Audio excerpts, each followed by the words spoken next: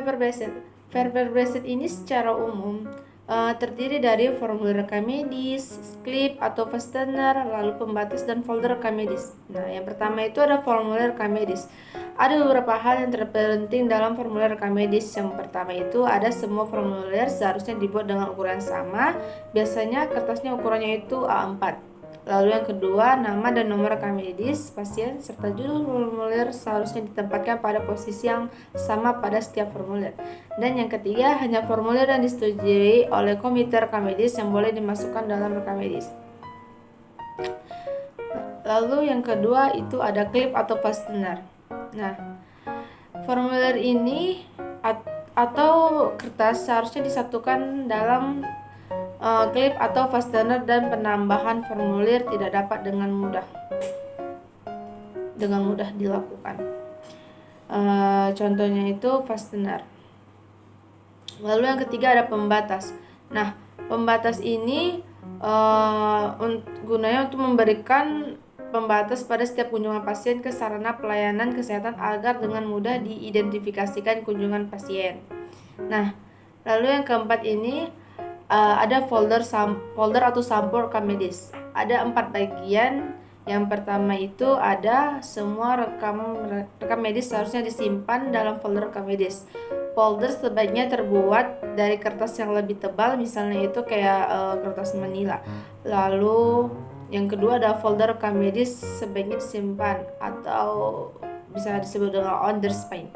Nah, pada bagian lidah folder itu bagian yang memiliki bagian yang lebih menonjol ke arah luar dibandingkan bagian yang lain sehingga nomor rekam medis tersebut lebih jelas dan terlihat oleh petugas filing. Nah, yang ketiga itu ada setiap sarana pelayanan kesehatan. Nah, seharusnya itu untuk menganggar pembelian perlengkapan rekam medis di dalam setiap tahunnya. Dan yang keempat ada folder rekam medis yang seharusnya itu tercantum seperti nama pasien, nomor pasien, atau nomor rekam medis dan tahun kunjungan terakhirnya.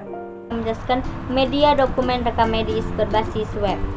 Rekam medis merupakan berkas yang berisikan catatan, dokumen, identitas pasien, pengobatan, tindakan, dan pelayanan lain kepada pasien pada sarana pelayanan kesehatan. Oleh karena itu, keberadaan data rekam medis harus dikelola dengan baik. Dengan sistem seperti ini atau kita namakan sebagai sistem web, kendala yang ditemui adalah kelengkapan data pasien, data hilang, tidak adanya sistem yang berfungsi sebagai pengingat kepada pasien yang butuh pemeriksaan rutin. Pencapaian data berlangsung lambat, sehingga perlu dibangun sistem informasi yang mampu mengatasi permasalahan tersebut. Sistem rekam medis berbasis web.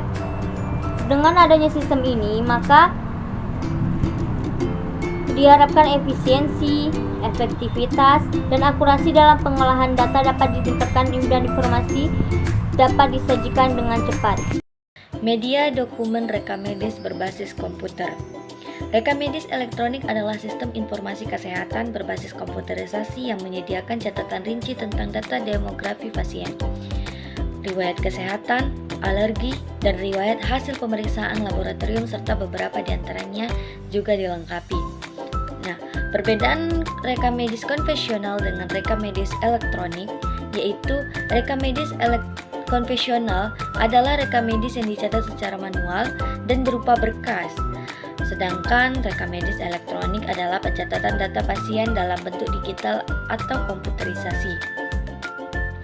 Keuntungan rekam medis elektronik yang pertama itu mudah diorganisir, dan kedua lebih mudah diakses, yang ketiga lebih aman, dan yang keempat yaitu pelayanan lebih cepat. Kelebihan rekam medis elektronik yaitu perekaman secara elektronik adalah solusi tepat yang jauh lebih efisien dibandingkan rekam medis konvensional. Rekam medis ini seringkali menjadi syarat penting yang digunakan, maka dari itu datanya harus disimpan dengan baik dan pastinya bisa diakses dengan mudah oleh pasien maupun pihak rumah sakit. Kelemahan dari rekam medis elektronik yaitu rekam medis elektronik memiliki kekurangan sebagai berikut. Risiko malware dan error. Operator dapat melakukan kesalahan saat proses input atau edit data dan sistem dapat diretas.